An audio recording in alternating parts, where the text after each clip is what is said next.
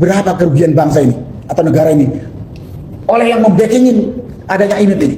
Saya katakan itu pasti orang kuat dari Jakarta. Menteri, nggak tahu itu menteri investasi, menteri dalam negeri, terus menteri perhubungan, bea cukai, imigrasi, polisi atau Kapolri, Panglima TNI. Ya itulah dugaan orangnya, bukan gubernur yang jelas. Karena gubernur pun melempem sampai situ kok nggak berani. Inilah tindakan pengkhianatan. Dan kepada rakyat, ya saya boleh dikatakan ya mengajak, ya, bukan memprovokasi, mengajak menginformasi kepada rakyat. Kelakuan pejabat ini, kelakuan perusahaan ini telah mengambil aset bangsa dan negara yang harusnya dinikmati oleh rakyat. Nah karena itu pada kesempatan ini saya katakan, saya minta kepada Presiden Prabowo sebagai pemegang kekuasaan tertinggi ini, tak ada lagi tunda-tunda terhadap pengkhianatan ini. Assalamualaikum warahmatullahi wabarakatuh. Nah, netizen di sosial media yang masih menyoroti bandara ilegal PT IMIP yang ada di Morowali. Nah, salah satu netizen di akun X ya, yang bernama Edi Bayo Regar, mengatakan mendidih darah saya mendengar pernyataan bapak ini. Penguasa IMIP adalah Luhut Binsar Panjaitan. Baik ya, langsung saja kita lihat ya pengakuan dari bapak ini ya, yang katanya penguasa IMIP adalah Luhut Binsar Panjaitan. Saya pikir bahwa ini ada catatan penting untuk diketahui publik. Saya menemukan catatan ini di salah satu grup WA yang menurut saya ini harus sampai kepada presiden atau orang-orang yang berada di sekitar presiden. Catatan ini saya bacakan dari seorang purnawirawan. Ini saya bacakan isinya. Mohon maaf saudara-saudaraku, saya Serma Purnawirawan M, saya tidak sebutkan nama lengkapnya, kerja di IMIP, Morowali Security. Untuk security kami berjumlah 1.100 orang. Untuk karyawan lokal sudah berjumlah 75.000 orang. Untuk TKI Cino sekitar 20.000 orang. Untuk TKI Cino sangat disayang oleh rezim ini karena tidak bisa dikoreksi. Kalau ada yang mengkoreksi, mereka akan dipenjarakan atau dipecat. Jadi, pribumi tidak bisa berkutik karena butuh kerja untuk hidup. Sementara gaji sangat jauh berbeda. Ini ya, untuk pribumi gaji 6-7 juta rata, sama seperti sarjana. Sedangkan TKI Cino gajinya 35 juta sampai 45 juta. Itu karena pemerintah Indonesia sendiri yang kasih begini bangsanya. Di sini tempat saya kalau ada apa-apa, Pak Luhut Panjaitan yang langsung turun di sini. Mungkin saudara-saudaraku sudah mengerti kalau saya bilang nama ini. Untuk TKI Cino yang ada di Sulawesi, secara keseluruhan 90% tidak punya paspor. Kalau TKI yang di Morowali, IMIP, TKI Cino disimpan di tengah hutan. Sengaja dibikinkan camp di hutan. Dilarang bersentuhan dengan pribumi. Tapi tempatnya lengkap dan supermarket, tempat olahraga, siang malam berkaraoke lengkap semua ada di hutan ini. Untuk yang kacau bermasalah di Morowali Utara, dari IMIP 50 km, tapi sepanjang 2 Kabupaten Morowali dan Morowali Utara, semua tambang nikel bersambung sampai ke Sulawesi Tenggara, Kendari. Jadi ini gambaran TKI Cino yang ada di Sulawesi yang dianakmaskan sama rezim ini. TKI Cino, pribumi tidak ada harganya sama sekali. Sarjana atau tidak sama saja. Mohon maaf, nanti saya kasih info tentang sekitar Morowali dan Morowali Utara. Makasih. Jadi cerita nyata dari rekan yang ada di PAM, di sana bukan hoax, benar adanya. Katanya nih, mohon diviralkan supaya sampai ke pihak-pihak yang terkait, masyarakat secara luas, bahwa inilah yang terjadi di IMIP Morowali. Saya kira informasi ini, jika ada yang mengetahui informasi banding lainnya, silakan Anda berkomentar. Dan jika Anda ingin memberikan informasi tambahan lain, silakan Anda tambahkan di video ini. Saya kira ini sekali lagi, saya ingin sekali bahwa rakyat sudah saatnya untuk dibangun kesadarannya bahwa negeri ini yang berdaulat adalah rakyat, bukan yang lain. Salam. Nah, akun Edi Bayo Regar ini juga ya men-tweet di akun X-nya, setiap malam 80 ton nikel diseludupkan ke Cina. Jadi dia memposting ulang dari screenshot Jaksa Pemberantasan Korupsi. Saya karyawan PT IMIP Morowali Industri Park. selama 4 tahun berhenti sendiri karena tidak ingin jadi babu di negeri sendiri, melihat banyaknya oligarki dan pejabat tinggi negara ini yang datang secara diam-diam. Pejabat tinggi negara ini yang datang secara diam-diam ketemu dengan otoritas PT IMIP. Bandara itu setiap malam 80 ton nikel diseludupkan ke Cina. Nah, kalau benar apa yang disampaikan netizen, kita lihat benar-benar sangat miris sekali ya. Jadi itulah ya, seperti kata almarhum Rizal Ramli yang mengatakan Pempeng dia penguasa, dia juga pengusaha ya. Jadi dia menjadi pejabat ya demi menguras isi kekayaan alam Indonesia hanya untuk kepentingan pribadi, padahal ya hasil dari sumber daya alam itu dipergunakan untuk kemakmuran rakyat. Tetapi mereka pejabat ya hanya memikirkan kepentingan dan perutnya sendiri. Bahkan Amin Rais mengatakan duet Jokowi Luhut sukses menghancurkan Indonesia. Bila saya harus menetapkan siapa saja 3 manusia Indonesia yang berada di papan paling atas dalam merusak atau menghancurkan Indonesia, maka 3 manusia itu secara berurutan adalah Jokowi, Luhut Binsar Panjaitan, dan Sri Mulyani. 2 oknum perusak bangsa ini, Jokowi dan Luhut, oleh sebuah jurnal bernama Inside Indonesia yang terbit di Melbourne, diberitakan telah membangun sebuah aliansi atau persekutuan dagang di bidang perkayuan sejak tahun 2008. Joint venture ini bernama Toba Sejahtera Group. Kerjasama Jokowi Luhut ini saling menguntungkan, dan ketika keduanya berhasil masuk ke pusaran elit politik Indonesia dan Jokowi berhasil jadi wali kota, gubernur DKI, dan presiden Indonesia, meskipun dengan ijazah palsu, Luhut diberi jabatan paling mentereng, yaitu Menko Marves, Menteri Bidang Kemaritiman dan Investasi. Jadi Tempo.com 18 Juli 2023 mencatat ada 32 tugas resmi yang diemban Luhut selama menjadi Menteri Super Istimewa. Nah, seabrek-abrek tugas yang demikian banyak dipikul oleh Luhut itu, masih banyak lagi kegiatan pribadi Luhut dalam mengembangkan imperium ekonominya. Nampak tidak satu detik pun terlintas di pikiran Jokowi bahwa konflik of interest tidak mungkin dihindari oleh Luhut. Bisa dipastikan Luhut mengunggulkan kepentingan pribadinya daripada kepentingan bangsanya. Lebih telak lagi, berita tentang siapa sesungguhnya Luhut itu bisa kita peroleh dari kenyataan bahwa nama Luhut disebut dalam Pandora dan Panama Papers. Panama dan Pandora adalah tax havens, tempat berlabuhnya para tokoh koruptor dari berbagai negara. 2 tempat ini digunakan oleh koruptor besar dunia buat mengamankan uang haram mereka dan sekaligus untuk menghindari kewajiban membayar pajak di negara masing-masing.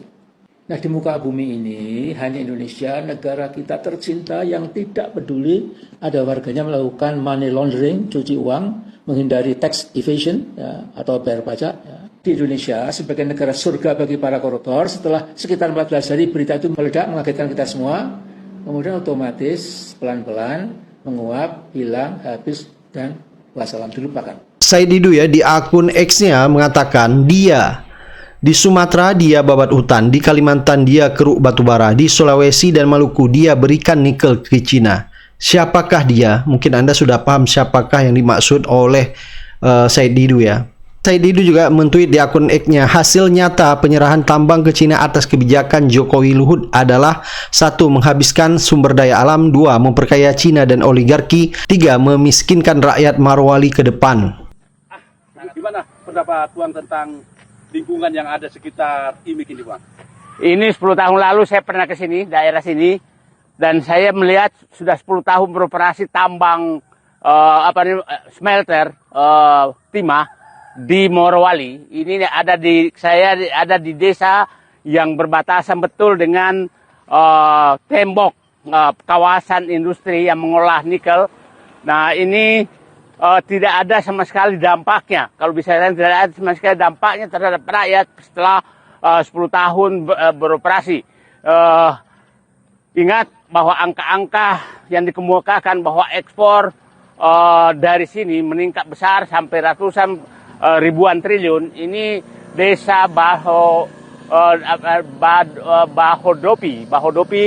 Nah, inilah desa tempat beradanya smelter tersebut. Nah, kita lihat bahwa lihat infrastruktur tanah ini jalan betul-betul. Ini lihat rusak seperti ini, tidak ada kehidupan ekonomi. Jadi saya melihat bahwa ini terjadi pemiskinan sistematis di wilayah pertambangan di Morowali. Jadi jangan terpaku terus menyatakan bahwa terjadi pertumbuhan ekonomi. Betul terjadi pertumbuhan ekonomi, tapi itu di angka kertas di atas statistik. Dan tidak ada yang tertinggal di wilayah ini. Termasuk pajak, karena mereka bebas pajak puluhan tahun, sementara tambang ini sebentar lagi habis, 9 tahun lagi sudah habis, dan tidak ada yang tertinggal. Jadi ini menurut saya adalah pengerukan sumber daya alam yang dilakukan oleh kebijakan Presiden Joko Widodo yang memberikan tambang-tambang ini kepada perusahaan Cina, tapi tidak meninggalkan apapun terhadap rakyatnya. Jadi menurut saya sangat-sangat Presiden Jokowi betul-betul harus bertanggung jawab, karena negara ini betul-betul diserahkan, dan ini hanya satu dari beberapa tempat, termasuk yang terjadi seperti ini. Nah, Anda bisa bayangkan kalau ini terjadi. Nah, kita coba lihat dari tempat lain, wilayah pemiskinan di tengah-tengah perampokan sumber daya alam yang dilakukan oleh atas kebijakan Presiden Joko Widodo menyerahkan tambang ini dengan berbagai alasan. Padahal sebenarnya mereka yang menikmati. Nah, kita lihat kita melihat betul bahwa wilayah pertambangan seperti kota kalau malam, tapi di luarnya ini betul-betul pemiskinan. Dan kita bisa bandingkan dengan tambang-tambang yang dikelola oleh perusahaan lain, seperti di Sorowako yang dikelola oleh PT Vale, yang dulu Inco. Kemudian itu gemerlap kotanya, tumbuh kotanya. Nah, kemudian di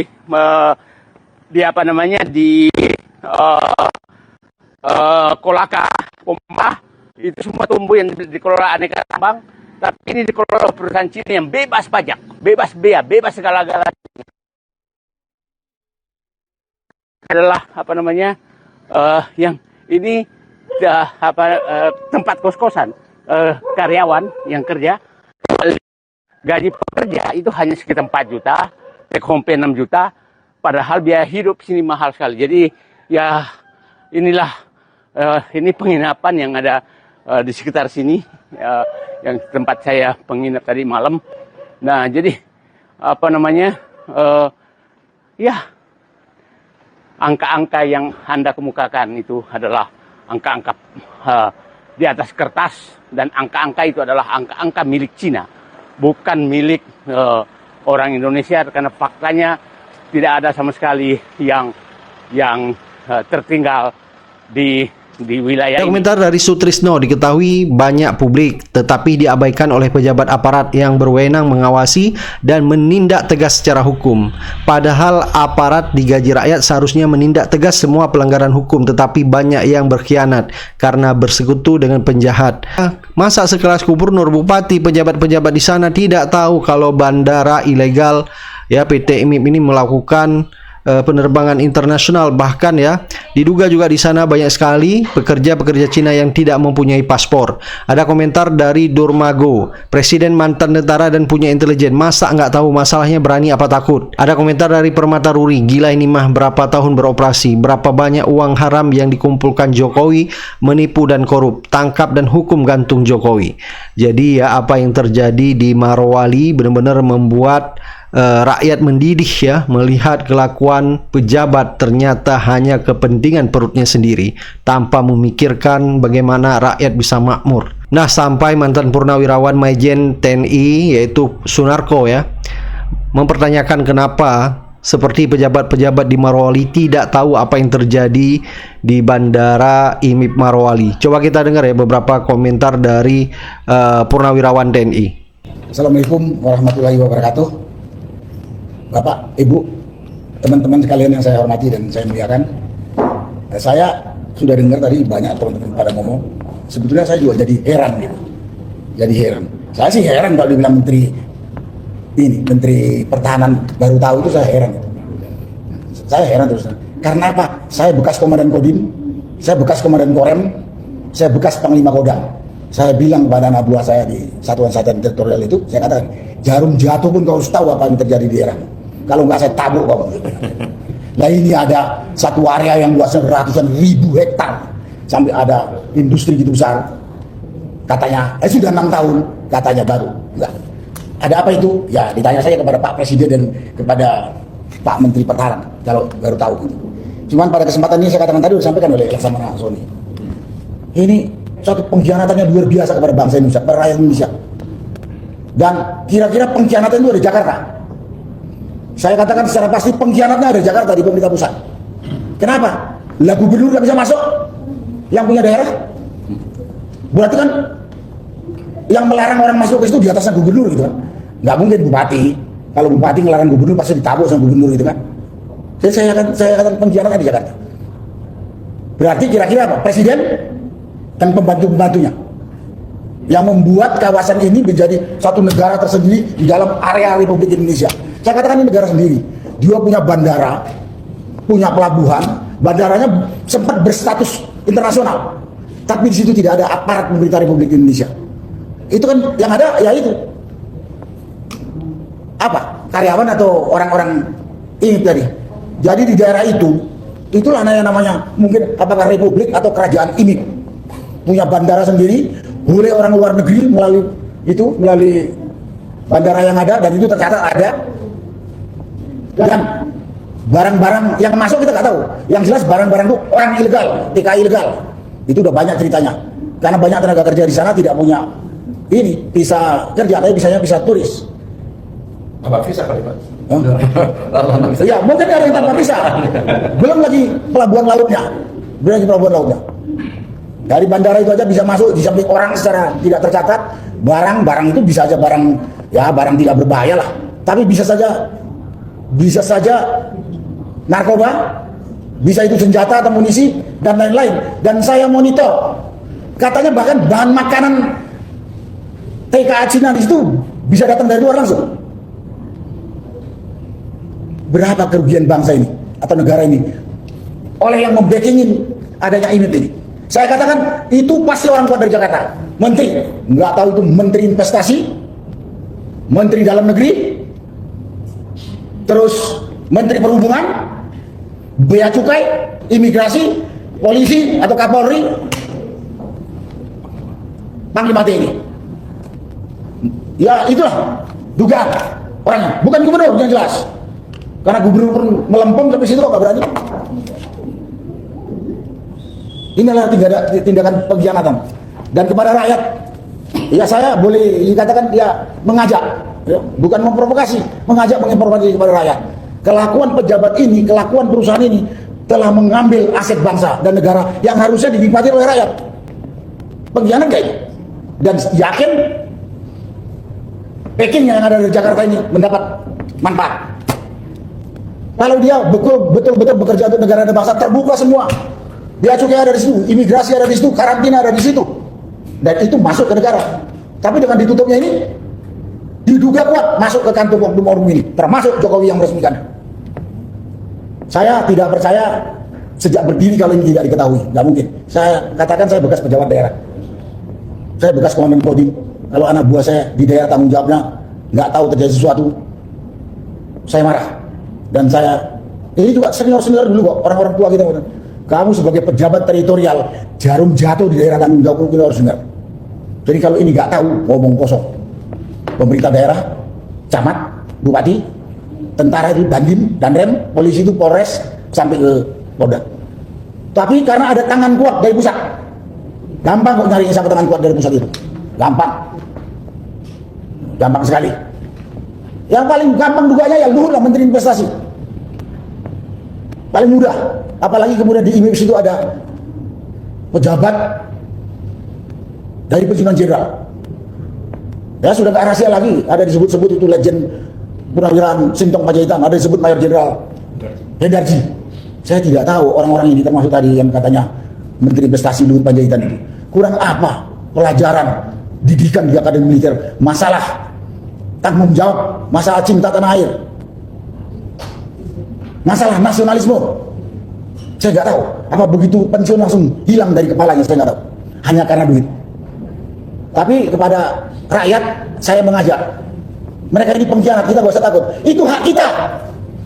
Sumber daya alam yang dibawa lari oleh perusahaan, yang di backup oleh pengkhianat-pengkhianat tadi, itu hak kita. Itu hak kita.